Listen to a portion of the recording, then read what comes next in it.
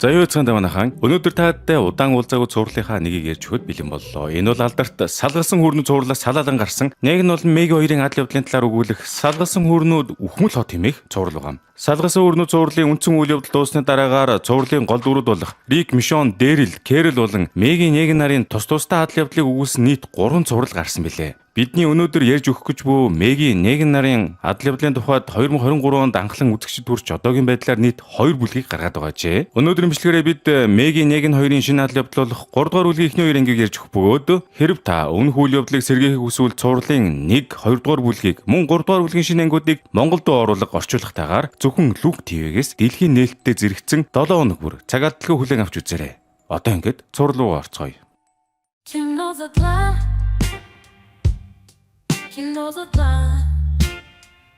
Нэгдүгээр анги. За юун түрүүнд 3 дугаар бүлгээ эхлүүлэхээс өмнөх 2 бүлэгт юу болсныг хураангуулад яриад өгье. Цувралын эхэнд Меги Клен 2-ын хүүг Крот хэмээх нэртэй өмнө нь Неганы аврагчдын нэг байсан нөхөр хулгайлсан ба хүүгээ аврахын тулд Меги Неганыг хүчээр дагуулan Нью-Йорк хот руу явжээ. Хэдийгээр эхний бүлгийн төгсгөлд Меги хүүгээ аварч чаддагч Неган Кротод өөрийгөө барьцаа болгон үлдээсэн байв. 2 дугаар бүлэгт Нью-Йорк хот дахь эрчим хүчний шинийг үүсвэрийн төлөө хотод байгаа бүлгүүд ширүүн тэмцэл өрнүүлжээ. Энэ үеэр хотыг захирдаг нэг бүлгийн толгойлогч Дама гэх эмэгтэй Мегигийн хүү Хершлиг өөрийнхөө талд оруулж тархийг нь угааж эхэлсэн байна. Харин нэг нь болохоор хотын чинь үддэгч болохоор хөдөлж эхэлдэг ба үүнтэй зэрэгцээд шинэ Бабилон хэмээх өөр бүлгийн хүмүүс Нью-Йорк хот руу дайрснаар 2 дугаар бүлэг өндөрлжээ. Харин одоо 3 дугаар бүлгээ эхлүүлцгээе. Нэгдүгээр анги эхлэхэд Нью-Йорк хот даяар шинэ Бабилоны хүмүүс нэг нь болон Меги 2-ыг эрен сурвалжиж буй зураг тууцыг тарааж манай 2-ыг барьж явах гэж үзээстэй. Тэр хооронд Меги хэнд ч мэддэхгүй чимээгүй хүн шиг хотын эрчим хүчний гол үүсвэр болсон метаны хий савууд дээр тесрэг бөмбөгийг суйрлуулад явж байв. Үүний дараа Неганы баргал өргөмөл гэж хэлж болох уц ганц охин Жинийг оршуулв. Жини өмнөх бүлэгт Мегигийн буруугаас болж нас баран зомби болж хувирсан ба Негэн ч одоо Жинигийн араас маш ихээр гашуудаж байлаа хөрхий. Тэгт нь Меги ч одоо Негэн тотгоо өгөнгүүтээ хэрвээ намайг алмаар байлаа. Тэгж үжил хоёулаа тэнцэн штэ. Ухааны мэрэд явчваа. Манай 2-ыг нэг алан алахгүй гэд маргалтаж явах зураг гинт ой дундаас Ренете Луис 2 хэмээх хүн гарч ирэнгүүтээ нэг бариад авчихлаа шүү. Учир нь өмнөх бүлэгт нэг нь хотын бүлгүүдийн нэгийнх нь толгойлогч болох Кротын баруун гараар ажиллаж байсан ба тэгх үеэрээ бас бужигнуулсан гэж байгаа. Энэ үед Меги тэдэнд Кротыг өмнөх бүлэг дээр үгсэн штэ хэмээн ихэд цаад хоёр нь Мегид итгэлгүй Негантай цуг хоёуланг нь бариад явчваа. Одлоо энэд бөөндөө явж байтал Хершил буюу Меги Глен 2-ын хүү гараад ирдэг ба үүнтэй зэрэгцээд хотод маш том дэлбэрэлт боллоо. Дэлбэрэлтээс үүдэж манай тавч баг зэрэг манарчаад явж байтал энэ тэндээс баахан салгасан юмнууд гарч ирэхэд Меги 1-ийн 2 аятайхан Луис Ренете 2-оос цугтаагаад ойролцоо байсан хонгил руу яваад орчив. Гэвч манай 2 Хершлиг авч орж ирж чадаагүй ба Мегигийн хүү гадаа болцсон байдаг наасан.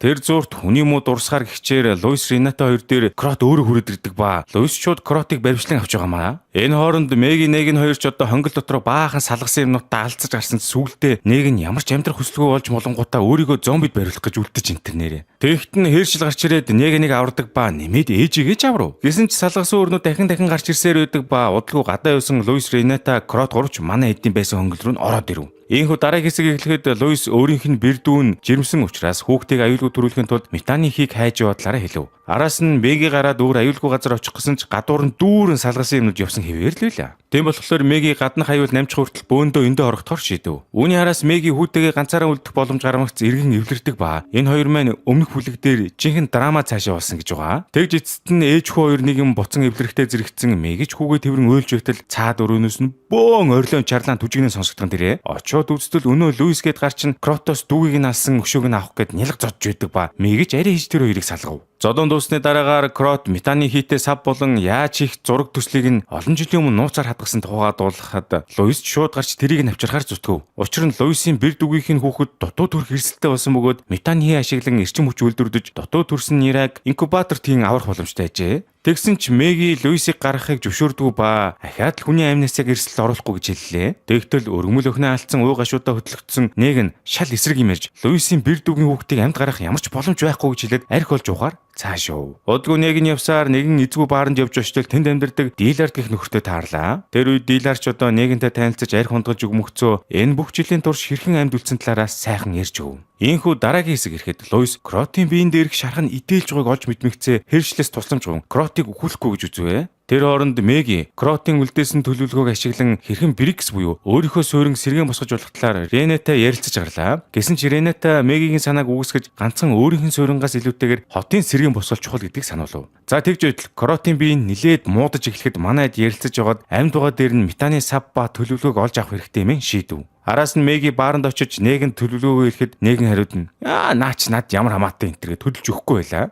Тэгэхэд нь Меги Нэгнаас хамгийн сүүлчийн удаа өөрт нь туслахыг хүсэж энэ бүхний дараа өөрийг нь бүр мөсөн чөлөөтэй болгож өгөхэд Нэгн сайн бодсны эцэс түүнд туслахаар болов.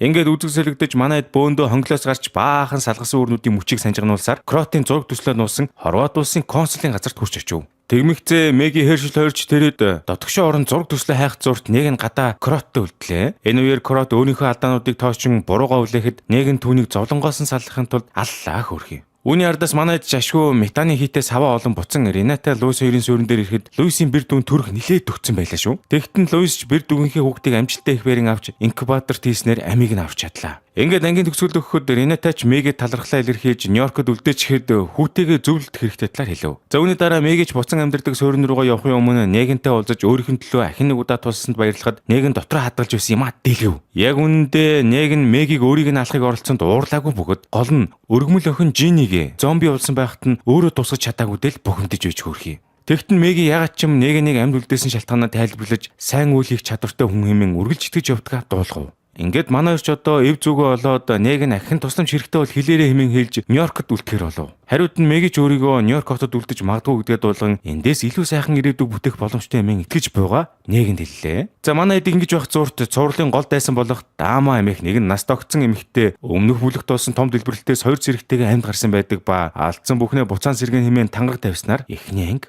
өндөрлөв. Ийхүү үний араас сурлын 2 дугаарыг эхлэхэд Меги Ренататай цуг үлдэж суурин сэргэн босгоход нь тусч байдаг бол Нэгэн дилердийн бааранд иргэн очингуудаа сайхан тоглож өмгөлцөн сууж байлаа. Хэрв та хэд одоо яаж тоглоод байгаа юм болоо гэж гайхаж байвал Нью-Йорк хот маань салгалсан хүрнүүдийн ялзарч буй цогцсноос метаны хий гарган авч эрчим хүч үйлдвэрлэдэг байгаа шүү. За тэгж байтал Меги дээр өнөө цувралын гол дайсан Дамагийн 2 зэрэг нь хүн сайн явж буй мэдээлэл ирж Нэгэнд энэ талаар мэдгдснээр манай хоёр нийлж байгаа Дамаг алахаар болов. Дараагийн хэсгийг эхлэхэд Меги Нэгэн хоёр ч одоо Дамагийн 2 зэрэг дээр гяс явж очиод Дамаг нуугдж байгааг байцаж гарлаа. Тэгтэл энэ үеэр Дама шууд өөрөө гарч ирээд манай эдийг бос хүмүүстэйгээ цуг бүслэн авч байгаамаа. Энэ үед нь Меги заавал цус урсгах хэрэг байхгүй мэн нөхдүүдийг ятгах гэсэн ч Дамагийн хүмүүс төрүүлж дайрсан тул яалтчгүй алдсан болов яах вэ? Хэдий буудалцаан болж байх зуурт Дама зүгтааж амтсан ч гэсэн Меги түүнийг араас нь хөөдөг ба яг нэг салгасан юмд бариулах гэж зогсож байхад нь гарч ирээд амийг нь аврав. Тэгтэл тэр үед нь Дама ч одоо Мегид баярлаа гэж хэлэх оронд буруутгаж өөрөөс нь хэршлийг салгаж явсан хэмээн солиорч өглөө. Гүнч одоо хүүг авалгүй бат. Өмнөх бүлэгт нь Дама гэж энэ авгаач нь одоо хэршлийг Мегигээс холдуулж тарих толгойг нь угааж их үрийн хооронд муухай ясайжээ. Хэдийгээр Меги Дамаг зүйл дуусгахыг хүсэж байсан ч энд алхаас татгалзан буцаан суурин дээр авчран метан хийний агуулгах савнуудын хажууд хорив. За ингээд нэг юм амьд үлдээчихээр бас асуудал үүсдэм да дараа нь. Салгасан үрнүүдийг бүтэн үтсэн хүмүүс бол мэдж байгаа да.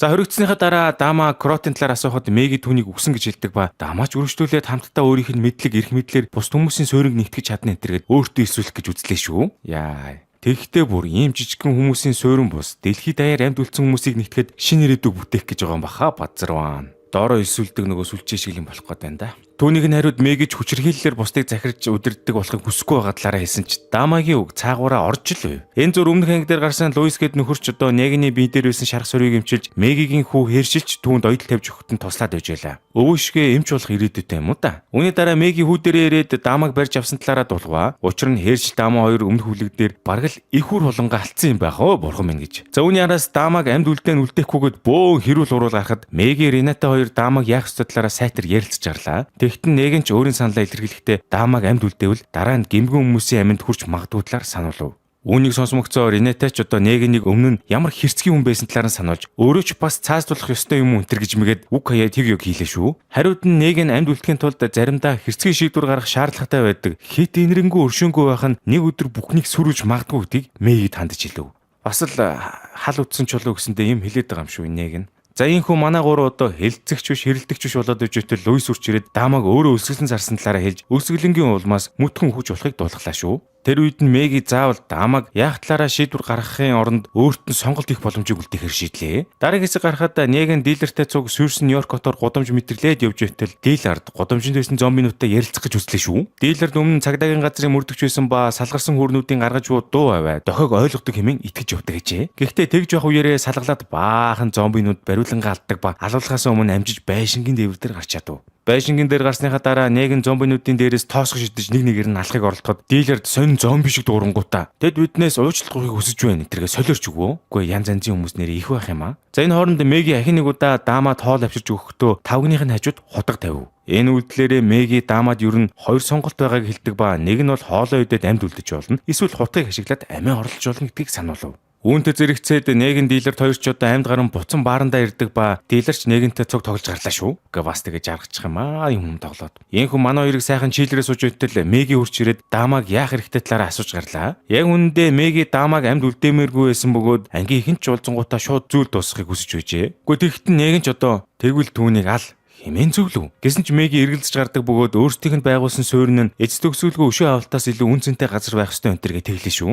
Нэмээд Меги Неганыг өөрчлөгдөж чаддаг учраас Дамаа ч гэсэн өөрчлөгдөж чадна гэж бодож байгаа хэлэхэд Неган түүнтэй санал нийсэнгүй. Неганы бодлоор аливаа нийгэмд өөрсдөд нь аюул занал хил учруулсан хүмүүсийг устгаж байж л оршин тогтнох бөгөөд цаг хугацааны ирэхээр хүмүүс алдаа гаргаж эхлэхэд шудраг ёс нь өшөө авалт болох гэжээ. Тийм учраас Меги хүссэн ч эс үссэн ч амьд үлдэхийн төлөө хизээ нэгэн цагт хүний амийг таслах хэрэгтэй гэдгийг дахин санууллаа. Хариуд Меги Неганыг суурин дээр нэрээд өөрсдөд нь туслахыг хүссэн ч Неган өөрийнхөө өнгөрсөнд хийсэн бүх гим нүглээс болоод хизээч аврагдахгүй юм бодож явдгаа түүнд хэлснээр Меги Неганыг орхин яв. Ингээд дараагийн хэсэг эхлэхэд Неган ганцаараа сайхан уугаад алхаж байтал зомбины сэгээр хоолж хулгуунуудыг олж харлаа шүү. Араас нь Неган өөрөө Мегиг олж ирэнгүүтээ ямар ч суурин байгууллаа гэсэн удаан хугацаанд оршин тогтнож чадахгүй юм үзэж байгаа учраас Мегитэй цуг амьдрахыг хүсдэггүйгээ хэлв. Неганы бодлоор соёл иргэншлийг ахин сэргээхийн тулд дан ганц хүмүүс байгаад зогсохгүй хууль, шүүх, шорон орон тэдгээрийг хэрэгжүүлж мөрдөх хангалттай олон хүн байх хэрэгтэй гэжээ. Неганы хэлснийг сонсмогцоо Мегигийн толгойд нэгэн санаа төрдөг ба хангалттай хоол хүнс цуглуулж чадвал бус хүмүүсийг хүлээн авч дан ганц жижиг суурин биш жинхэнэ том нийгмийг байгуулж болохыг ойлгов. Гэсэн ч Неган сайн хүмүүсийг олно гэдэг баг боломжгүй гэхэд Меги хариуд нь